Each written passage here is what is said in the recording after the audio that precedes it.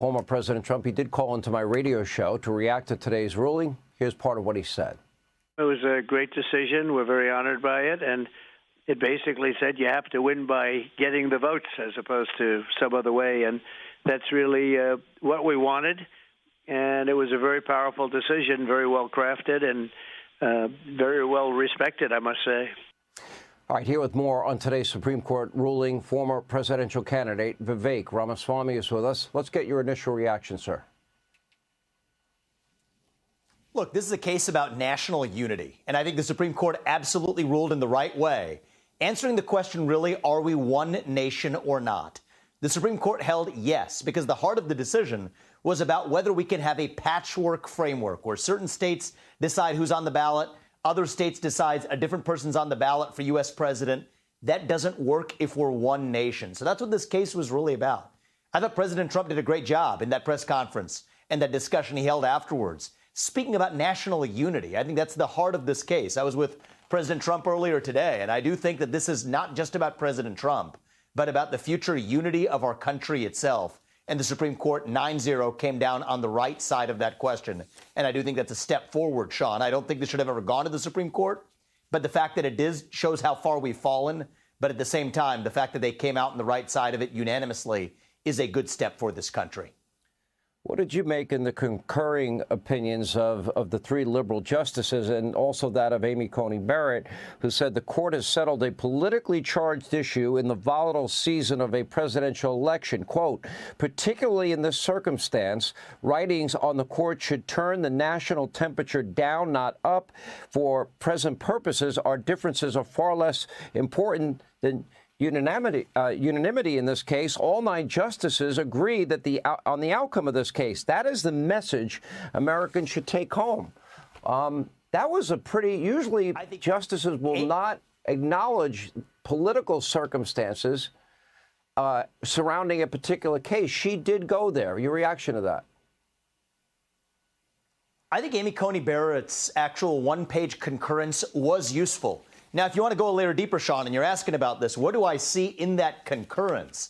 What you actually see is they said, OK, the states can't do this, but the federal government could do it, even actors in the federal government outside of Congress. So you want to read the subtext of this. What I think is happening is the court is buying themselves some political latitude to say there's going to be other Trump-related cases that come before the Supreme Court now. So what you see from the liberal justices is saying that 3 of them did swing over for a 9-0 unanimous ruling here. But they say other actors in the federal government, even outside of Congress, could have had that authority anyway. I think they're buying themselves some leash for going in a different direction in some of those other cases, including the presidential immunity case now making its way up to the Supreme Court next month as well. So that's what I think is actually going on. And the Roberts Court in particular, more than any court in modern history, Sean, is really concerned with perceptions of its institutional legitimacy.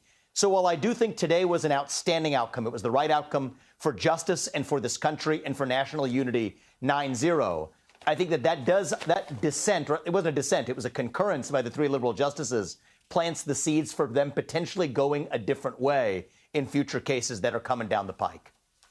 How dangerous, Democrats as a part of their strategy, I think they'll talk about January 6th and Trump is evil, abortion, and the obvious book that they always use, the Democratic Party, Republicans are racist and sexist and homophobic, and the list goes on. I've mentioned it many, many times. But when you actually look at the heart of this, what would the result be if, in fact, we have one politician having the power to just unilaterally, for whatever reason, declare a candidate ineligible to be on a ballot? What are the long-term consequences of this?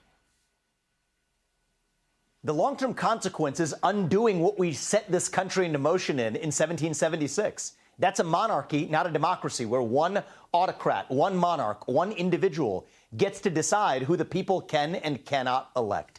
And 250 years ago, Sean, we had our founding fathers who fought a revolution to say that for better or worse, we the people decide who governs.